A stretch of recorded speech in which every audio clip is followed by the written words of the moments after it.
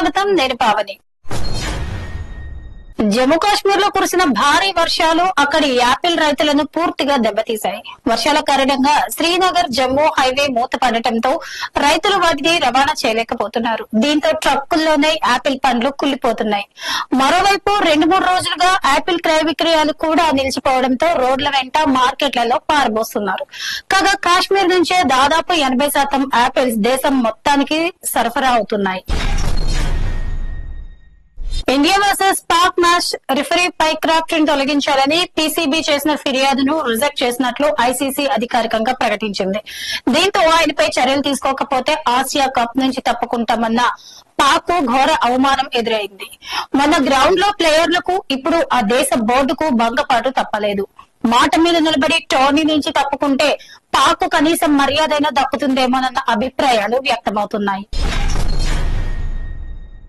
ఆంధ్రప్రదేశ్ లో ఉచిత పథకంతో పరిమితికి మించి ప్రయాణికులు బస్సులు ఎక్కుతున్నారని ఏలూరు జిల్లాకు చెందిన ఓ మహిళ కండక్టర్ ఆవేదన వ్యక్తం చేశారు.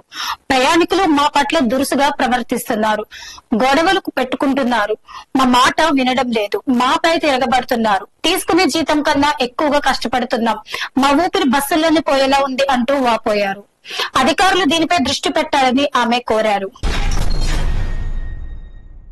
జీఎస్టీ స్లాబ్లను సవరించిన నేపథ్యంలో పాల ఉత్పత్తుల ధరలను తగ్గించినట్లు మదర్ డైరీ ప్రకటించింది. ఈ నెల 22 నుంచి కొత్త ధరలు అమల్లోకి వస్తాయని పేర్కొంది. లీటర్ పాల ధర ప్రస్తుతం 77 రూపాయలు ఉండగా 75 రూపాయలకు తగ్గించామని తెలిపింది. నెయ్యి, వెన్న, ఐస్ క్రీమ్స్ రేట్లను తగ్గించినట్లు వెల్లడించింది. పాల ఉత్పత్తులైనటువంటి paneer, butter, cheese, milk, shakes, ice creams పై 5% జీఎస్టీ ఉంటుందని తెలిపింది. ఆక్రమించిన ప్రభుత్వ స్థలాన్ని ఖాళీ చేయాలని మాజీ క్రికెటర్ ఎంపీ యూసఫ్ పఠాన్ ను గుజరాత్ హైకోర్టు ఆదేశించింది. అతడిని ఆక్రమణదారుడిగా పేర్కొంది. సెలబ్రిటీలు చట్టానికి అతీతులు కారని చెప్పింది. వడోదరాలో ఇంటి పక్కనున్న ఖాళీ స్థలాన్ని యూసఫ్ ఆక్రమించగా 2012లో సర్కార్ నోటీసులు ఇచ్చింది. తాను తన సోదరుడు క్రికెటర్లమని సెక్యూరిటీ దృష్ట్యా ఆ భూమిని కొనేందుకు అనుమతించాలని కోరగా హైకోర్టు తాజాగా తిరస్కరించింది. ఆపరేషన్ సింధూర్ లో జైషే మహ్మద్ చీఫ్ మసూద్ అజర్ కుటుంబ సభ్యులు 14 మంది మరణించిన విషయం తెలిసిందే. దీనిపై జేఎం తొలిసారిగా స్పందించింది. మే 7న బహవల్పూర్ లో ఇండియన్ ఫోర్సెస్ చేపట్టినటువంటి దాడిలో మౌలానా మసూద్ అజర్ భార్య, పిల్లలు, సోదరులు, సోదరీమణులు ముక్కలయ్యారు. వారు ఎన్నో త్యాగాలు చేశారు అని ఓ సభలో terror group top commander Ilyas Kashmiri వ్యాఖ్యానించాడు. డ్రగ్ ట్రాఫింగ్ కేసుల్లో పట్టుబడిన 16,000 మంది విదేశీయులపై చర్యలకు కేంద్రం సిద్దమైంది. వారిని స్వదేశాలకు పంపనున్నట్లు ప్రభుత్వ వర్గాలు తెలిపాయి.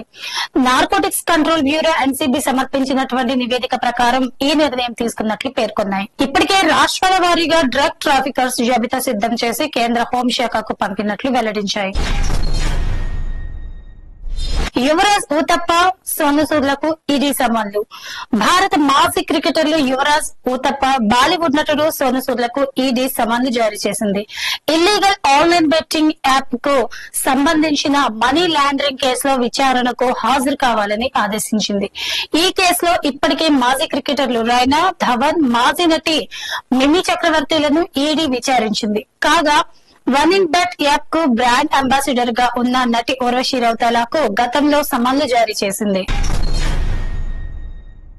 ఆంధ్రప్రదేశ్ లో దసరా అంటే ప్రజలకు విజయవాడ వెళ్లాలనిపించేలా విజయవాడ ఉత్సవం నిర్వహిస్తామని మంత్రి సత్యకుమార్ తెలిపారు.